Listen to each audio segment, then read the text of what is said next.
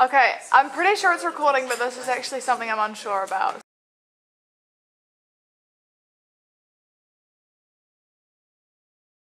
Okay, so Newton's first law, a body in motion will stay in motion at constant velocity so long as no net force acts. It seems real simple, but we just have to unpick it a little bit to make sure that we have all of the important details. We need to talk about what does velocity mean.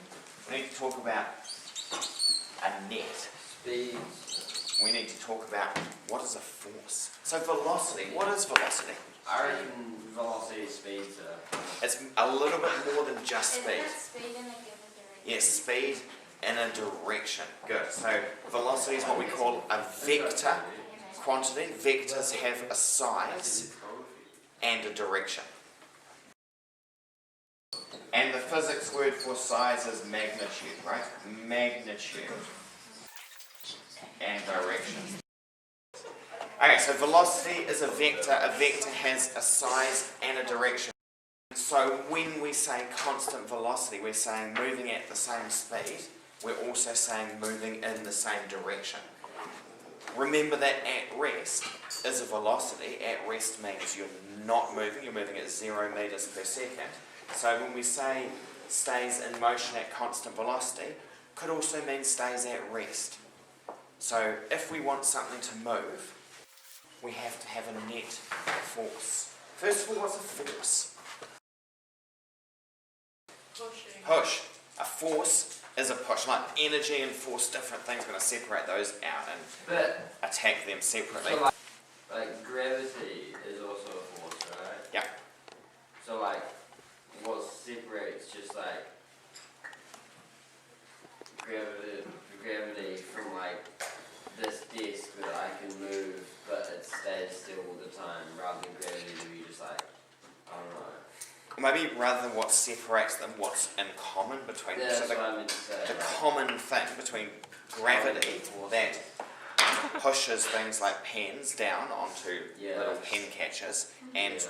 your hands that push the yeah. stool, the thing that's common is that it's a push. So what we need to know is that force is a push, and it's measured. It's measured in newtons, and symbol for newtons is capital N. And when we say net, we mean the total. We mean that some things, like when we're riding a bike, we push the pedals forwards, but we know that there's some friction in the system that's like pushing us backwards. Or if we're in our canoe and we're trying to paddle upstream, we know that the water's going one way and we're pushing the other way, and the force of water is pushing us backwards and the force of the paddles is pushing us forwards. And so the net force is like the paddles take off the force of the current pushing against us. So net means like the total of the different forces from the different directions.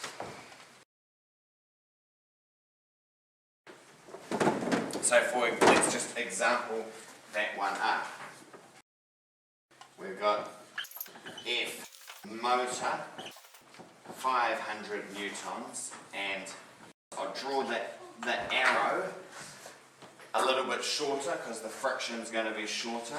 F friction 100 newtons. How much is the net force and what's the direction? How do you get 400. Oh, is it 400 or 600? 400. No, it's 400. Why is it? Because the friction is fighting against the motion is Cool. friction is taking this away stuff from out. it. Because the friction's in the opposite direction. Like the rule in physics generally is that if it's to the left, it's negative. If it's to the right, it's positive. And so the 100 we would have as a negative and the 500 as a positive. So 500 plus negative 100 gets us to 400. So we can do it like real strict maths and we can get to 400, or we can just say 500 is in the opposite direction to 100, so we just minus it off and do like kind of dodgy maths, but we still get to the same answer, that F net is 400 newtons. So the net force is like the combination of the different forces in the different directions. Okay, Newton's first law. Second law. Anyone know? It's the easy one. Yeah. Oh, is it? Yeah. If net is equal to MA, and that one's on your formula sheet, so we'll box it up. And what's mass measured in?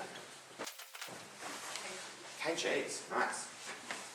We say, like colloquially, when we're talking to each other, we say, how much do you weigh? What we're actually meaning, though, is how much is your mass, right? We say weight from the days of pounds, when pounds really were weight, but since we changed to kilograms, we're talking about mass. The A is acceleration, measured in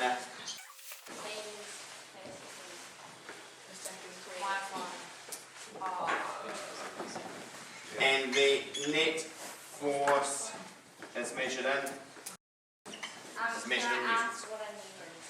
Is that really stupid? Newton is the unit, like we use meters to measure distance, seconds to measure time, So it's newtons just, to measure it's force. Unit, it's not Yeah. like Yeah. And Newton's third law. Does anyone know? I could definitely have a go, Go. at the sentence. For every action, there is an equal and opposite reaction. Cool. I'm going to add two words: action, force. Reaction, force. And I just put those words force in because when Newton came up with this law in 16 whatever, when he said action and reaction, he meant force, but that word wasn't in common usage. So to make it make sense, we have to put that word force in. Key thing that we often forget when we're writing this is those forces act on different bodies. So purple-headed skateboarder pushes against curly-headed skateboarder. That's the purple force, and because they're pushed against them, they experience an equal and opposite force from the curly-headed skateboarder. Even though this person hasn't pushed at all, they're going to experience an equal and opposite force the other direction, because forces always come in pairs. So that's the rule. That's how I distill it down. Forces always come in pairs. The time when it gets really complicated is when we're standing here on the ground. We get it wrong, right? We say, oh yeah, what do we say? Gravity's pulling me down. What's the reaction force?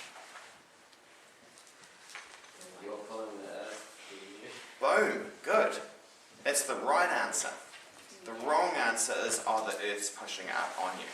That's wrong because those forces are both acting on the same body. So, yeah, the Earth pulls you down, you pull the Earth up. To stop you from falling, the Earth pushes up on you, but you're pushing down on the Earth too. That's why we're leaving footprints when we walk along. That's us pushing down on the Earth. And we know that the Earth's pushing up on us because you stand on something sharp, you can feel it really does push up on you, right?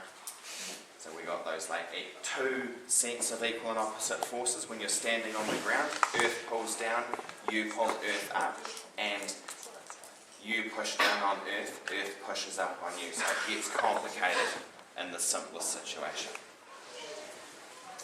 We cool with that? Yep.